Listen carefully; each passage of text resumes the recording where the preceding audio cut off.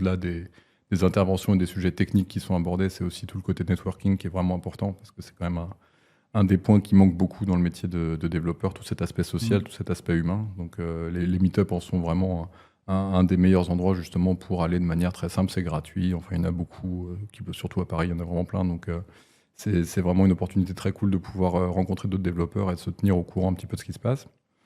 Et puis en plus de ces différents meet-up, on organise différentes conférences. Donc la conférence, pour le coup, ça devient de l'événement beaucoup plus gros. Donc c'est des événements sur 1 à 2 journées environ. On est nous sur des créneaux où on a des intervenants de tout l'international. Donc on a des gens qui viennent des 4 coins de la planète pour parler un petit peu de ce qu'ils ont fait. On a des intervenants de Microsoft, Amazon, Facebook, Apple. Enfin, on a vraiment tous les géants de la tech qui viennent dans ces conférences-là.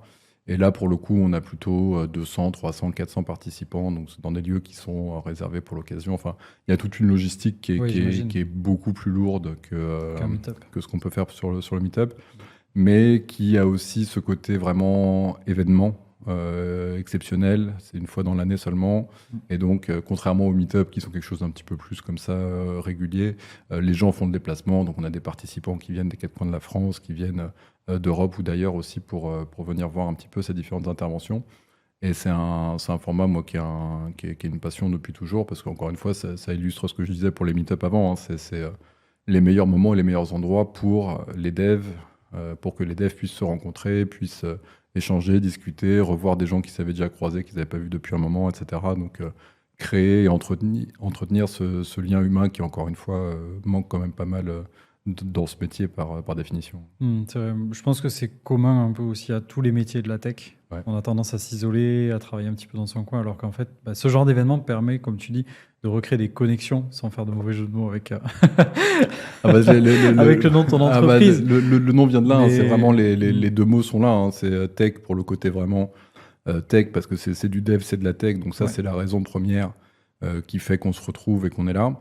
Mais derrière, la vocation, c'est de créer des connexions. C'est justement que les gens puissent échanger, puissent Puis se se créer un réseau en revoir, même se créer temps. un réseau, ouais, Ouais. ce qui est vraiment important. Ouais.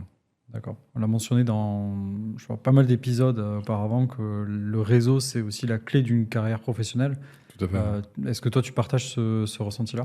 Oui, complètement. Et encore une fois, c'est encore plus dans le monde du dev. Il faut bien comprendre qu'il y a plein d'autres corps de métier dans lesquels le côté juste social, ça fait partie du corps de métier. Si vous êtes boucher, si vous êtes dans des métiers comme ça, de l'artisanat ou autre, vous avez de la relation client.